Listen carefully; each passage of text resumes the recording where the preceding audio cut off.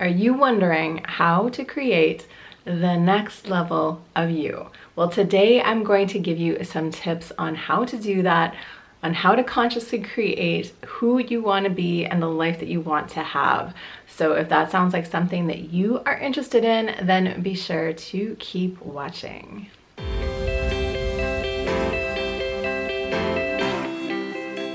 What's up, guys? Welcome back to my channel. My name is Jen. I'm a spiritual life and business coach, and you have found my YouTube channel. I'm so excited to have you here.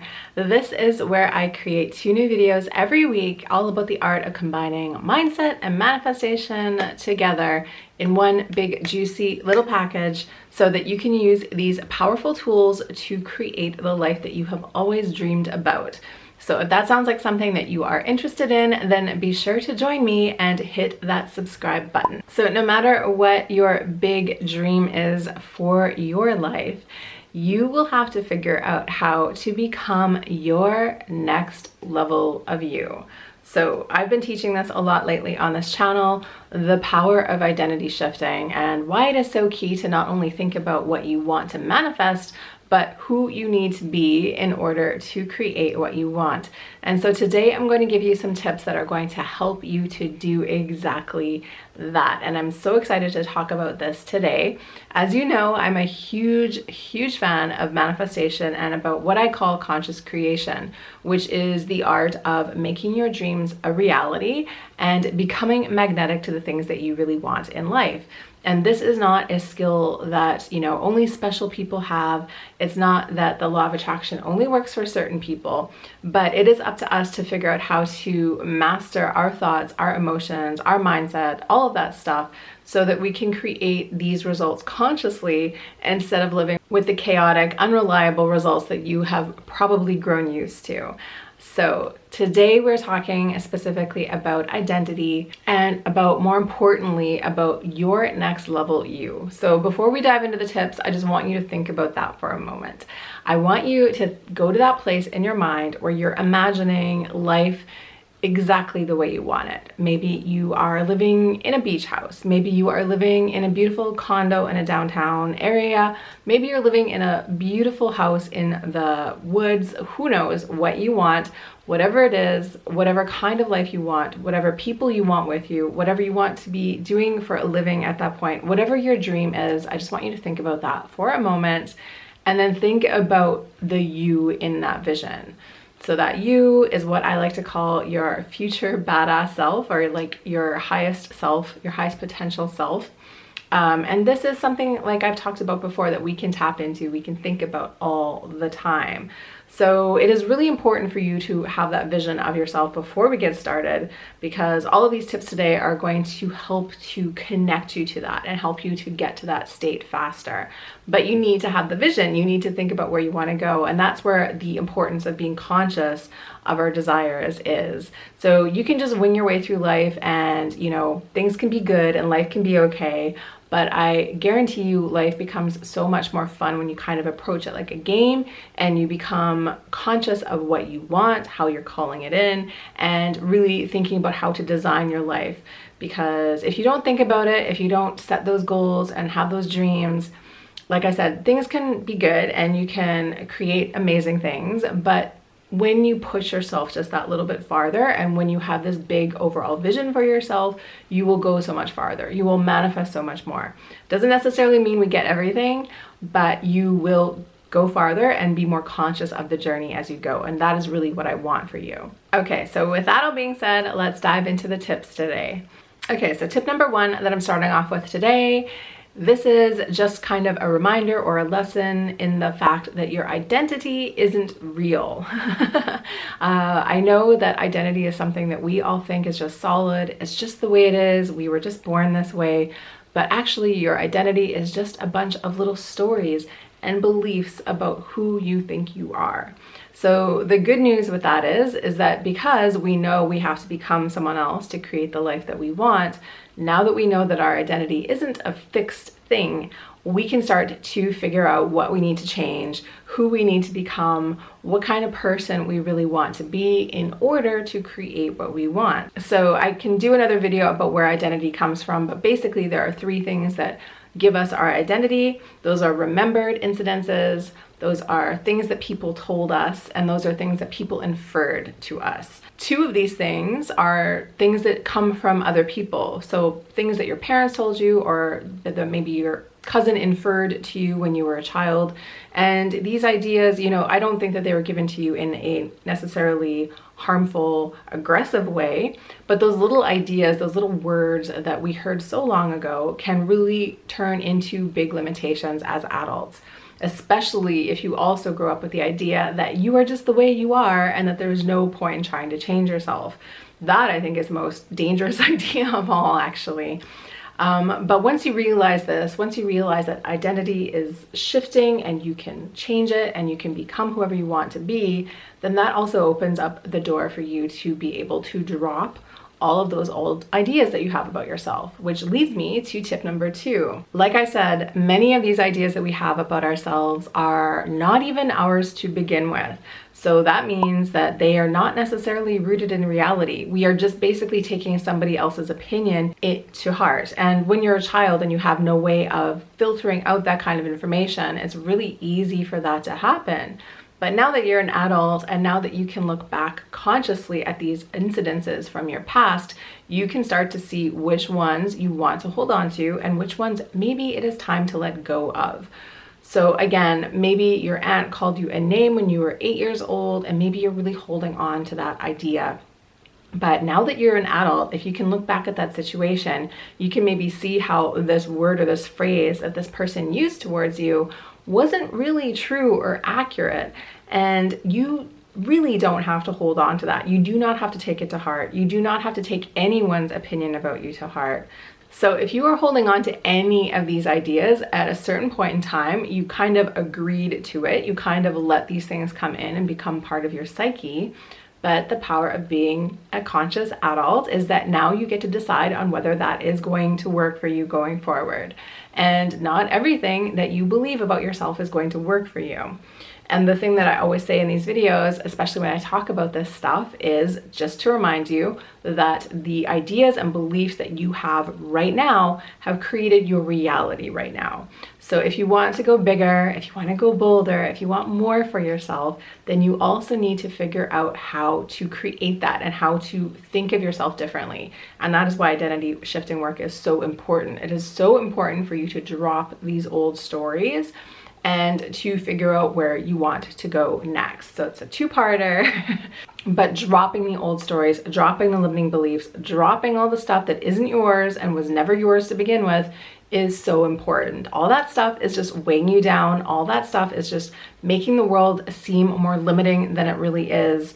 And I want to pull you as a conscious being towards your true potential, your true unlimited potential as a spiritual being on this planet. And when you can start saying yes to yourself instead of defaulting to no, so many more possibilities open up to you. So it is really important for you to drop these stories, to identify these stories, to drop these stories, to rewrite these stories. They're not helping you. They're not taking you where you want to go. So it's time to heal them and to move on. Tip number 3 for you today for how to create your next level you. This is just a reminder that whatever you focus on expands. So whatever you choose to place your attention on is always going to get bigger in your world. And that applies to you and how you think about yourself as well. So if we could just spend a little more time talking ourselves up instead of tearing ourselves down, the world would be so much different. But it is just a fact of life that our brain loves to dwell on the negative stuff. It loves to have anxiety. It loves to have worry. It loves to be always on the lookout for the bad things in life. And that is just the way we are all wired.